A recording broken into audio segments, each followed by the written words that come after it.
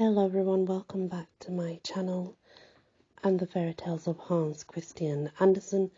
This is a longer story, but I want to tell it because it's about Willow the Wisp, and I like Willow the Wisp. The Willow the Wisp is in town, says the Moor woman. There was a man who once knew many stories, but they slipped away from him, so he said. This story that used to visit him of its own accord no longer came and knocked at his door. And why did it come no longer? It is true enough that for days and years the man had not thought of it, had not expected it to come and knock, and if he had expected it, it would certainly not have come.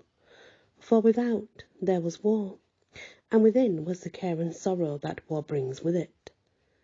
The stork and the swallows came back from their long journey, for they thought of no danger.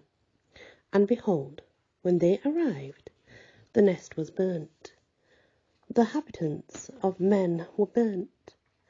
The hedges were all in disorder, and everything seemed gone, and the enemy's horses were stamping in the old graves. Those were hard, gloomy times, those were, but they came to an end. And now they were past and gone, so people said, yet no story came and knocked at the door, or gave any tidings of its presence. I suppose it must be dead, or gone away with many other things, said the man. But the story never dies, and more than a whole year went by, and he longed, oh so very much, for the story.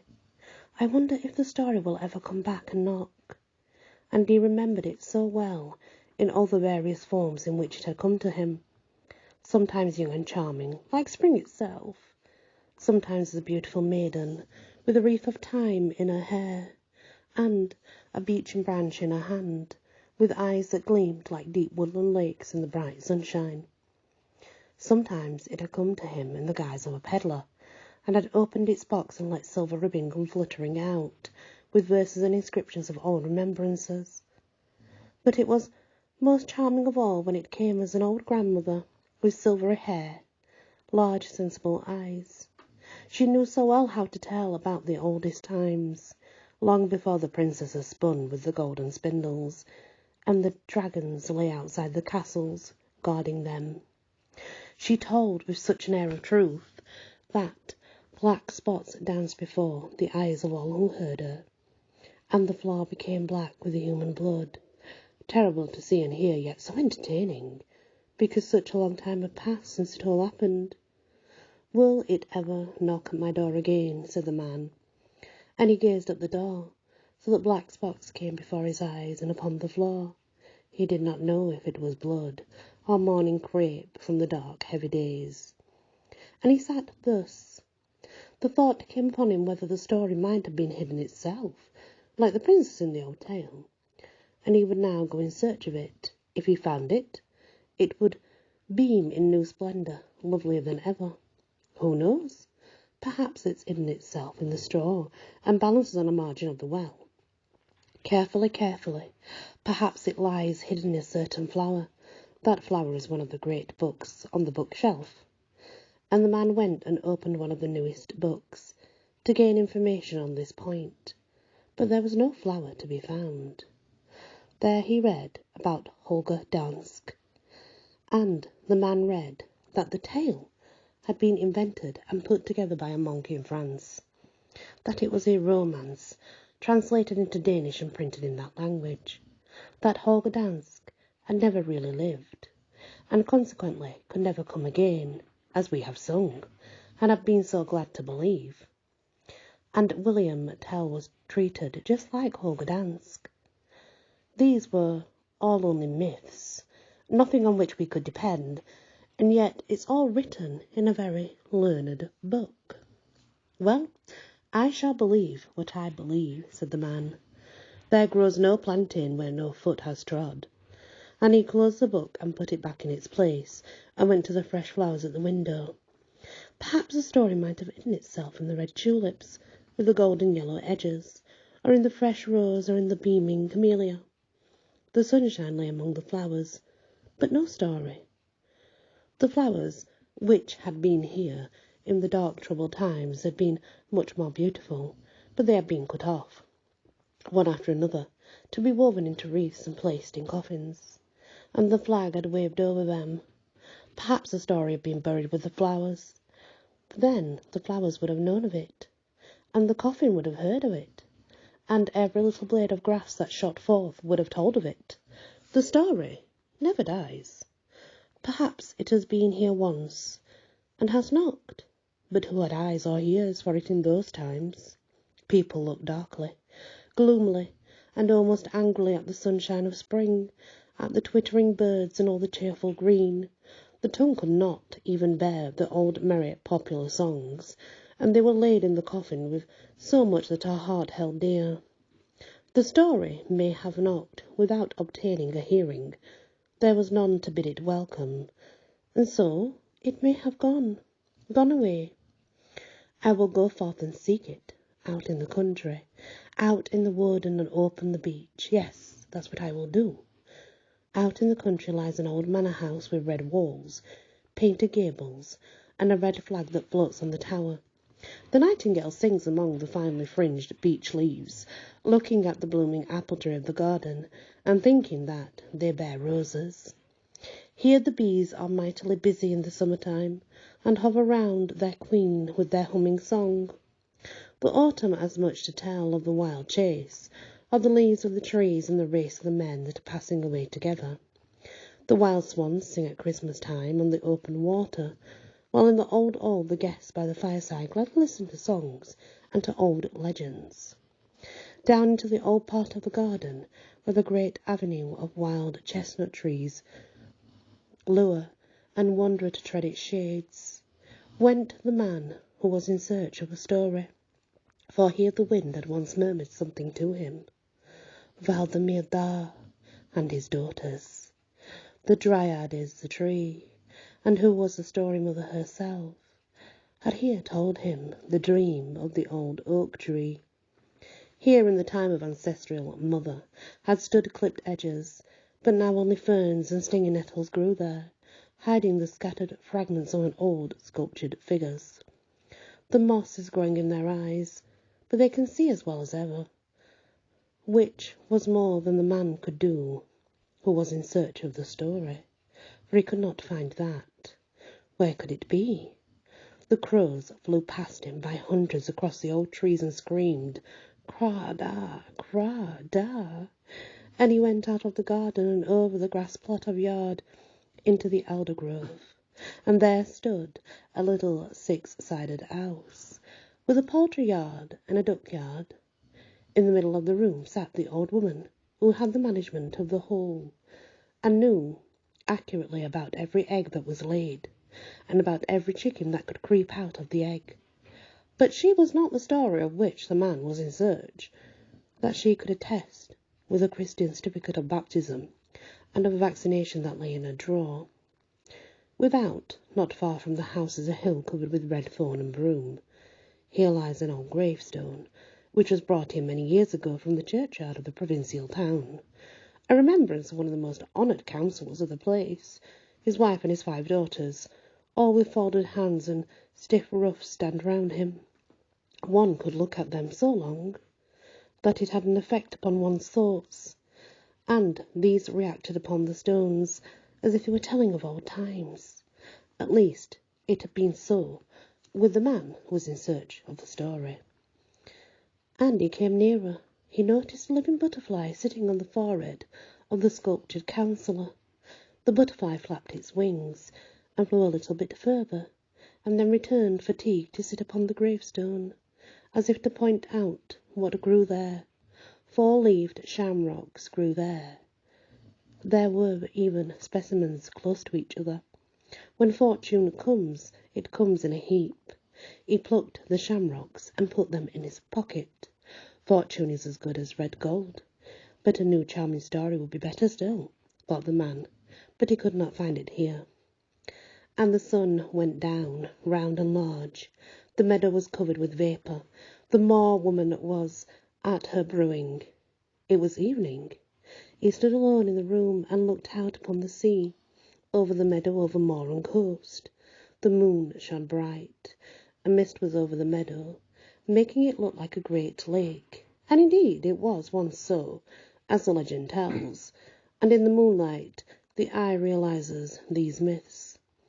Then the man thought of what he had been reading in the town, that William Tell and Holger Danske never really lived, but yet live in a popular story, like the lake yonder. A living evidence is such myths. Yes, Holger Danske will return again.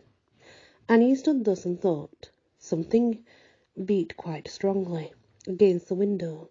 Was it a bird, a bat, or an owl? Those are not let in, even when they knock. The window flew open of itself, and an old woman looked in at the man. "What's your pleasure?" said he. "Who are you? You're looking in at the first-floor window. Are you standing on a ladder?"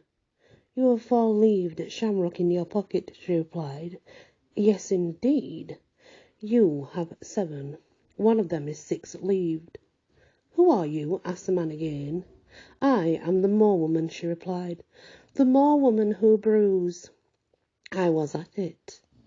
The bung was in the cask, but one of the little moor imps pulled it out in his mischief, and flung it up into the yard, where it beat against the window, and now the beer's running out of the cask, and that won't do any good to anybody.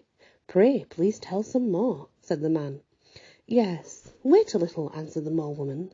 "I've something else to do just now," and she was gone. The man was going to shut the window when the woman already stood before him again. "Now it's done," she said, "but I shall have half the beer to brew over again tomorrow, if the weather is suitable." "Well, what have you to ask me? I've come back, for I always keep my word, and you have 7 4-leaved shamrocks in your pocket, and one of them is a 6-leaved one. That inspires respect, for that's an order that grows beside the sandy way, but that every one does not find. What have you to ask me? Don't stand there like a ridiculous oaf, for I must go back again directly, to my bung and my cask." And the man asked about the story, and inquired of the moor-woman had met in her journeyings. What has she met? Who has she met? What has she done? "By the big brewing vat," exclaimed the woman. "Haven't you got stories enough? I really believe that most people have enough of them. Here are other things to take notice of, other things to examine. Even the children have gone beyond that. Give the little boy a cigar, and the little girl a new crinoline. They like that much better. To listen to stories? No, indeed. There are more important things to be done here, and other things that must be noticed." "What do you mean by that?" asked the man. "And what do you know of the world? You don't see anything but frogs and will-o'-the-wisps." "Yes, beware of the will-o'-the-wisps," said the moor-woman, "for they're out. They're let loose. That's what we must talk about. Come to me in the moor, where my presence is necessary, and I will tell you all about it. But you must make haste, and come while you have 7 4-leaf shamrocks, for 1 of 6 leaves are still fresh, and the moon stands high." The woman was then gone. It struck 12 in the town, and before the last stroke had died away, the man was out of the yard, out in the garden, and stood in the meadow. The mist had vanished, and the moor-woman stopped her brewing. "You've been a long time coming," said the moor-woman. "Witches get forward faster than men, and I'm glad that I belong to the witch folk." "What have you to say to me now?" asked the man. "Is it anything about the story?" "Can you never get beyond asking about that?" retorted the woman. "Can you tell me anything about the poetry of the future?" resumed the man. "Don't get on your stilts," said the crone, "and I'll answer you. You think of nothing but poetry, and only ask about the story, as if you were the lady of a whole troop. She's the eldest of all of us, but she takes precedence of the youngest. I know her well. I've been young, too, and she's no chicken now. I was once quite a merry elf maiden, and have danced in my time with the others in the moonlight, and have heard the nightingale, and have gone into the forest, and met the Story Maiden, who was always to be found out there running about. Sometimes she took up her night's lodging in a harp and tulip, or in a field flower. Sometimes she would slip into the church and wrap herself in mourning crape that hung down from the candles on the altar. "You are capitally well informed," said the man. "I ought at least to know as much as you," answered the Moorwoman. "Stories and poetry, yes. They're like 2 yards of the same piece of stuff. They can go and lie down where they like, and one can brew all their prattle, and have it all the better and cheaper. You shall have it from me for nothing. I have a whole cupboard full of poetry in bottles. It makes essences, and that's the best of it, bitter and sweet herbs. I have everything that people want of poetry, in bottles, so that I can put a little on my handkerchief on holidays to smell." "Why, these are wonderful things that you are telling," said the man. "You have poetry in bottles." "More than you can require," said the woman. "I suppose you know the history of the girl who trod on the loaf, so that she might not soil her shoes. That has been written and printed too." "I told that story myself," said the man. "Yes, then you must know it. And you must know also that the girl sank into the earth directly to the Moorwoman, just as old Bogey's grandmother was paying her morning visit to inspect the brewery. She saw the girl gliding down, and asked to have her as a remembrance of her visit, and got her too, while I received a present that's of no use to me, a travelling druggist's shop, a whole cupboard full of poetry in bottles. Grandmother told me where the cupboard was to be placed, and there it's standing still. Just look. You, yes, you, and your 7 4-leaf shamrocks in your pocket, one of which is 6-leaved, and so you will be able to see it." And really, in the midst of the moor lay something like a great knotted block of alder, and that was the old grandmother's cupboard. The Moorwoman said that this was always open to her and everyone in the land, if they only knew where the cupboard stood. It could be opened either at the front or at the back, and at every side and corner. A perfect work of art, and yet only an old elder stump in appearance. The poets of all the lands, and especially those of our own country, had been arranged here. The spirit of them had been extracted, refined, criticised, and rejuvenated, and then stored up in bottles, with what may be called great aptitude. If it was not genius, the grandmother had taken it in that were the favour of this and of the poet, and add little devilry, and then corked up the bottles for use, all during future times. "Pray let me see," said the man. "Yes, but there are more important things to hear," replied the Moorwoman. "But now we are at the cupboard," said the old man, and he looked in. "Here are bottles of all sizes. What is this one? And what is that one yonder?" "Here is what they call balm," replied the woman. "I have not tried it myself, but I do not yet need to tell you, because there are more important things that you need to hear. The Will-o'-the-Wisp is in town. That's of more consequence than poetry and stories. I ought indeed to hold my tongue, but there must be a necessity, a fate, something that sticks in my throat and that wants to come out. Take care, you mortals." "I don't understand a word of this," cried the man. "Be kind enough to seat yourself on the cupboard," she retorted, "but take care you don't fall through and break the bottles. You know what's inside them? I must tell of the great event. It occurred no longer than a year ago, than the day before yesterday. It did not happen earlier. It has now been 363 days to run about. I suppose you know how many days there is in a year, don't you?" And this is what the Moorwoman told. "There was a great commotion yesterday out here in the marsh. There was a christening feast. A little Will-o'-the-Wisp was born here. In fact, 12 of them were born altogether, and they have permission, if they choose it, to go abroad among men, and to move about and command among them, just as if they were born mortals. That was the great event in the marsh, and accordingly all the Will-o'-the-Wisps, male and female, went dancing. Dancing, yes, like little tiny lights about the moor. There are some of them of the dog species, but those are not worth mentioning. I sat there on the cupboard, and had all the 12 little newborn Will-o'-the-Wisp upon my lap. They shone like glowworms. They already began to hop, and increased in size every moment, so that before a quarter of an hour had elapsed, each of them looked just as large as his father or his uncle. Now, it's an old established regulation and favour that when the moon stands just as it did yesterday, and the wind blows just as it blew then, it is allowed and accorded to all will-o'-the-wisps, that is, to all those who are born at that minute of time, to become mortals, and individually to exert their power for the space of 1 year. The will-o'-the-wisp may run about in the country and through the world. It is not afraid of falling into the sea, or of being blown out by a heavy storm.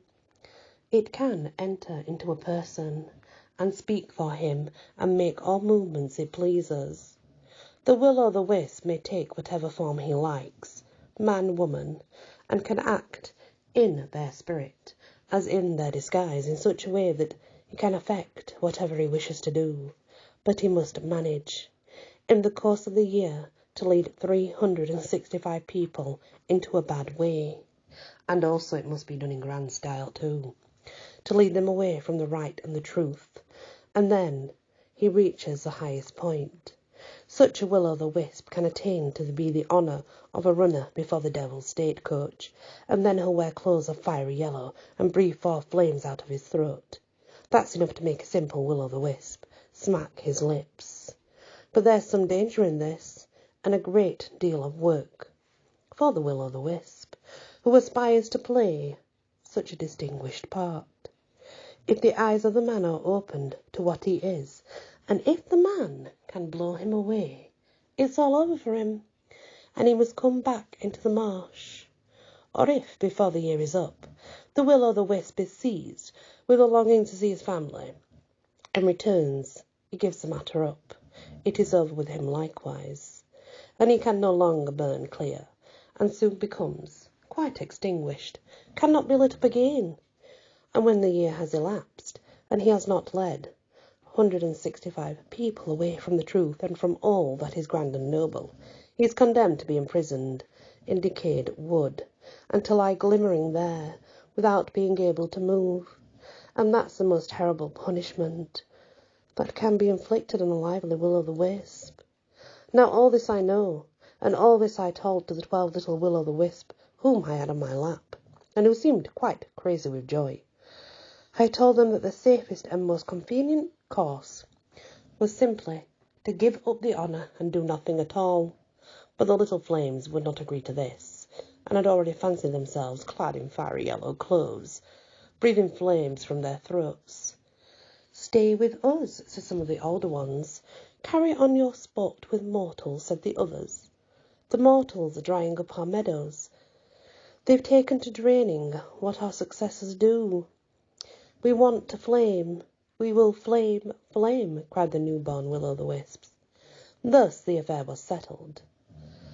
And now a ball was given, a minute long. It could not well be shorter. The little elf maidens whirled round 3 times with the rest, that they might not appear proud, but they preferred dancing with one another. And now the sponsors' gifts were presented, and presents were thrown to them. These presents flew like pebbles across the sea-water. Each of the elf maidens gave a little piece of her veil. "Take that," they said, "and then you'll know the higher dance. The most difficult turns and twists, that is to say, if you should find them necessary. You'll know the proper deportment, and then you can show yourself in the very pick of society." The night raven taught each of the young will-o'-the-wisp to say good, and to say it in the right place. And that's a great gift, which brings its own reward. The owl and the stork, but they said it was not worth mentioning, and so we won't mention it. King Voldemort's wild chase was just then rushing over the moor, and when the great lords heard of the festivities that were going on, they sent a couple of handsome dogs, which hunt on the spur of the wind, as a present, of course, and these might carry 2 or 3 will-o'-the-wisps, a couple of old alphas, spirits who occupy themselves. They do. Were also at the feast, and from these the young will-o'-the-wisps learned the art of slipping through every keyhole, as if the door stood open before them. These elves often were to carry the youngsters into town, with which they were well acquainted. They usually rode through the atmosphere on their own back hair, which is fastened in a knot, for they love a hard seat. But now they sat sideways on the wild hunting dogs, took the young will-o'-the-wisp in their laps, who wanted to go into town to mislead and entice mortals, and whisk away they were. Now this is what happened last night. Today the will-o'-the-wisps are in the town, and have taken the matter in hand. But where and how? Ah, you can tell me that. Still, I have a lightning conductor in my great toe, and that will always tell me something. Why, this is a complete story, exclaimed the man. Yes, but it's only the beginning, replied the woman. Can you tell me how the will-o'-the-wisp deport themselves, how they behave, and in what shapes they have aforetime appeared and led people into crooked paths? I believe, replied the man, that one could tell quite a romance about the will-o'-the-wisps in 12 parts, or better still, one night, make quite a popular play for them. You might write that, said the woman, but it's best left alone. Yes, that's better and more agreeable, the man replied, for then we shall escape from the newspapers and not be tied up by them, which is just as uncomfortable as will-o'-the-wisp, to lie in a decaying wood, to have the gleam and not be able to stir it, let's say. I don't dare care about it either way, cried the woman. Let the rest write those who can, and those who cannot likewise. I'll grant you an old bone from my cast that will open the cupboard where poetry is kept in bottles, and you may take from it whatever you want. But you, my good man, seem to have blotted your hands sufficiently with ink, and to have come to that age of satiety that you need not be running about every year for stories, especially as there are much more important things to be done. You must have understood what is going on. The will-o'-the-wisp is in town, said the man. I've heard it, and I've understood it. But what do you think I ought to do? I should be thrashed if I were to go to people and say, look, yonder goes will-o'-the-wisp in his best clothes. They also go in undress, replied the woman. The will-o'-the-wisp can consume all kinds of forms, and appear in every place. He goes into the church, but not for the sake of the service, and perhaps he may enter into one of the priests. He speaks to the Parliament, not for the benefit of the country, but only for himself. He is an artist with the colour pot as well as in the theatre, but when he gets all the power into his own hands, then the pot's empty. I chatter and chatter, but it must come out. Who's sticking in my throat to take advantage of my own family? But I must now be the woman that will save a good many people. It is not done with my good will, or for the sake of a medal. I do the most insane things I possibly can, and then I tell a poet about it, and thus the whole town gets to know of it directly. The town will not take that to heart, observed the man. That will not disturb a single person, for they with all think I'm telling them a story if I say the will-o'-the-wisp is in town. Says the Moor-woman, take care of yourselves. The end.